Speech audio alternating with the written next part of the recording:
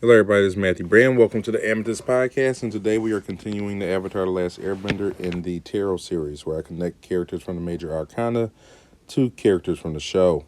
Now, this episode we are doing Strength, which I'm connecting to the character Toph.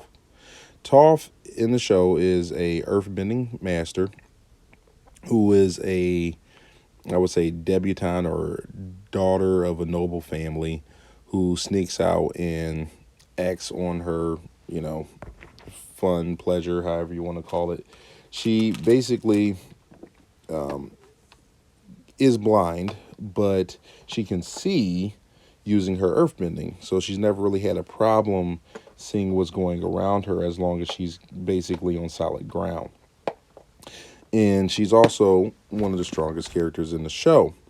Now, if you look at the strength card, it was commonly called Fortitude, which is a strong connection to Toph's powers, right? She's an earthbender. Her philosophy or the way she earthbends or describes earthbending is standing your ground, having an inner strength, being powerful. It is the hardest element for Aang to master because he's the most evasive character in the show.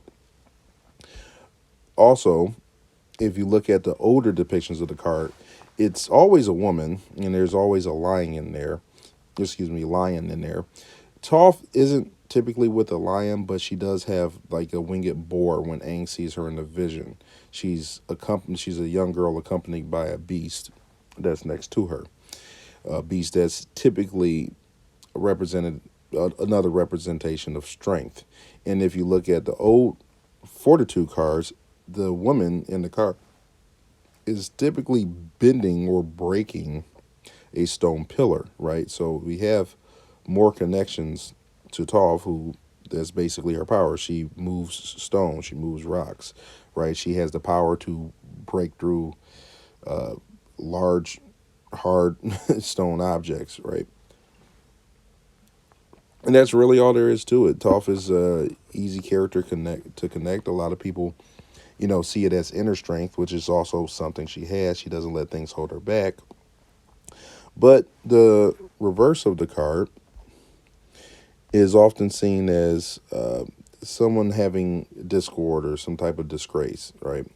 Maybe an abuse of power. Toph is split on her decisions when it comes to,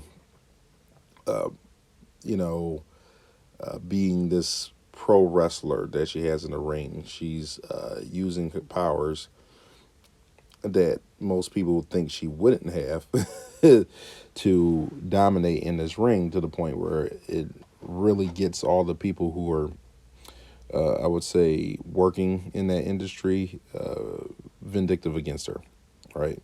So it's just something to think about. A lot of people who fit this category, they have inner strength and they are likely to stand their ground, but sometimes they use that strength to the wrong ends.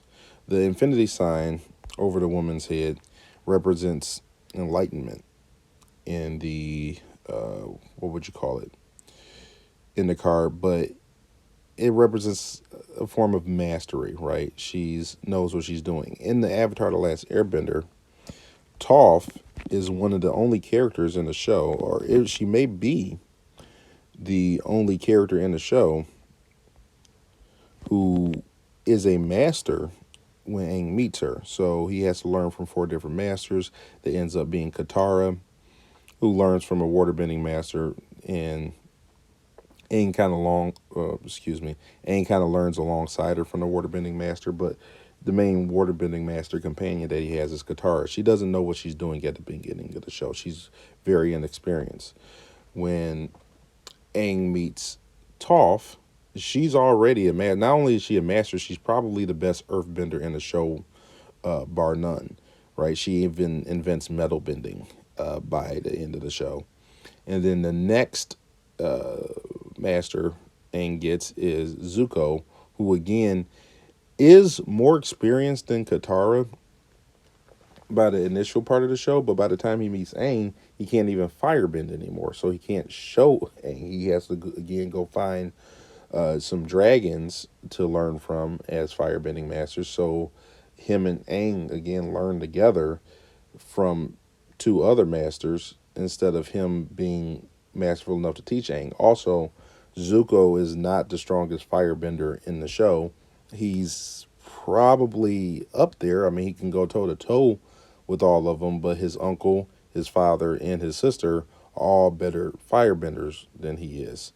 And Aang also learns initially from a firebender who will arguably be better at firebending than Zuko. It's just something to think about. So, sorry. That infinity sign really represents a mastery that a lot of other characters in the show don't have, right? It's a type of enlightenment. Anyway, thanks for tuning in. God bless you. I hope you found this informative. If yes, give me a like. If no, give me a comment. Let me know what you think. Peace out.